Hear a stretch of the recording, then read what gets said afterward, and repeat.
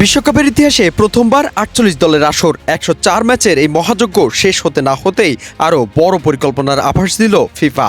৪৮ দল থেকে ৬৪ দল, ফুটবলের বিশ্বায়নের নামে নতুন দিগন্ত, নাকি আরও বড় বাণিজ্যিক হিসাব? প্রশ্ন এখন সেখানেই।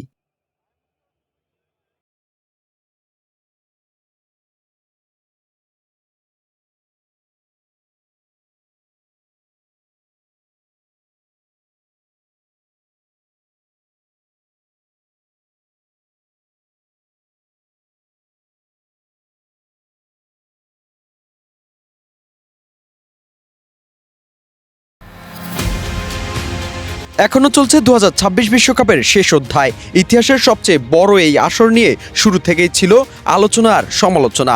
দীর্ঘ ১.৫ মাসের সূচি এবং অতিরিক্ত ম্যাচের কারণে অনেক দর্শকের আগ্রহ কমেছে বলে মত ফুটবল বিশ্লেষকদের।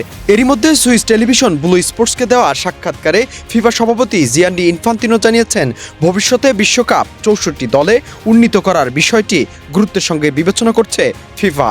ইনফান্তিনোর ভাষায়, বিশ্বকাপ শুধু ইউরোপ কিংবা দক্ষিণ আমেরিকার জন্য নয়, এটি পুরো বিশ্বের টুর্নামেন্ট। প্রতিটি দেশেরই বিশ্বকাপে খেলার স্বপ্ন দেখার অধিকার রয়েছে। ছোট দেশগুলোকে সুযোগ দিলে ফুটবলের উন্নয়ন আরও ত্বরান্বিত হবে বলেও মনে করেন তিনি। উল্লেখ্য, এর আগেও ৪ বছরের পরিবর্তে ২ বছর পর পর বিশ্বকাপ আয়োজনের প্রস্তাব দিয়েছিল ফিফা।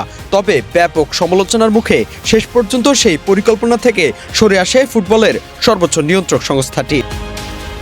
ফিফার সূচি অনুযায়ী ২০৩০ সালের শতবর্ষী বিশ্বকাপ যৌথভাবে আয়োজন করবে মরক্কো, পর্তুগাল ও স্পেন। তবে উদ্বোধনী ৩টি ম্যাচ হবে উরুগুয়ে, আর্জেন্টিনা ও প্যারাগুয়েতে।